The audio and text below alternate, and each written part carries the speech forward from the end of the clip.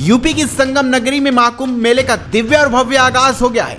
पौष पूर्णिमा के साथ ही 26 फरवरी तक चलने वाले महाकुंभ की शुरुआत हो गई है।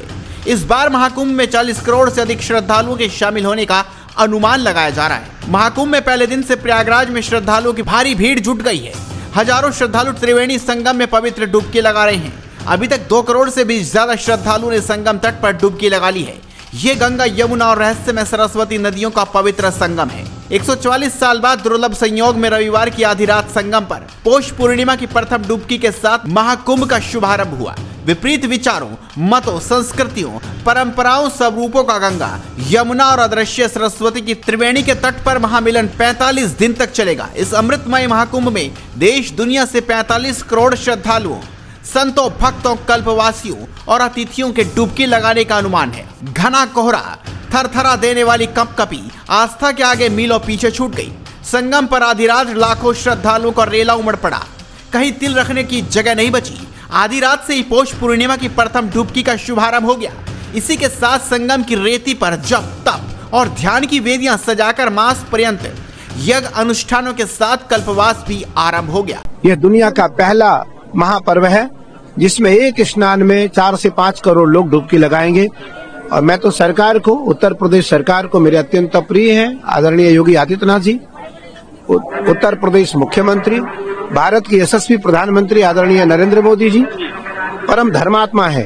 दोनों सरकार, दोनों बधाई के पात्र हैं, दोनों बधाई के पात्र हैं। महाराज जी, आज जिस तरीके से स्नान की शुरुआत हुई मकर संक्रांति के दिन, आज ही रथ पे सवार होकर आपके साथ नरेंद्र पौगल को भी स्नान करने जाना था। क्या है, क्या वो आने वाली है, क्या कहना चाहिए? अब वो उसको स्नान करना है, वो मेरे शिविर में है अभी।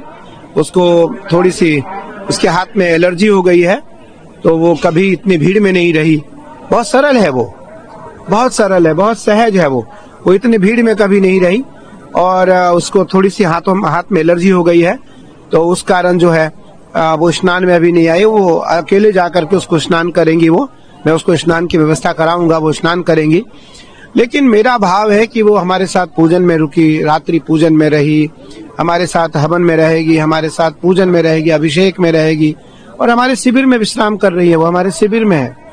देखो, कहीं न कहीं यह परंपरा इसलिए अलौकिक है जिस परंपरा से दुनिया के वो सभी लोग जुड़ना चाहते हैं जिन्होंने हमारी परंपरा को कभी देखा नहीं, समझा नहीं, जाना नहीं। मेरे को विलम्ब हो गया। मैं अखाड़े के साथ जाता हूँ, दिगंबर अखाड़े के साथ। हाँ, थोड़ा विलम्ब हो गया मेरे को आने में। हाँ,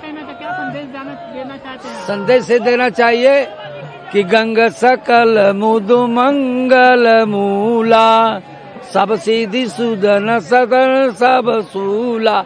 प्रयागराज एक ऐसा क्षेत्र है जहाँ गंगा, जमुना, सरस्वती बहती हैं।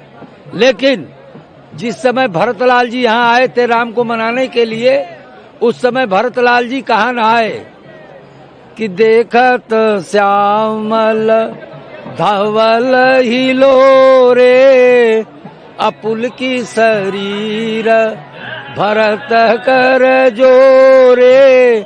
भरतलाल जी जब आए थे भगवान राम को मनाने के लिए, तो गंगा में अलग स्नान किया और जमुना में अलग स्नान किया, संगम में स्नान नहीं किया।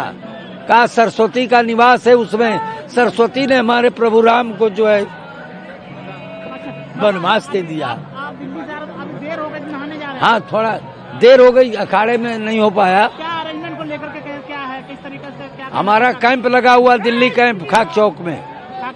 हाँ, अन्न क्षेत्र चलाता हूँ।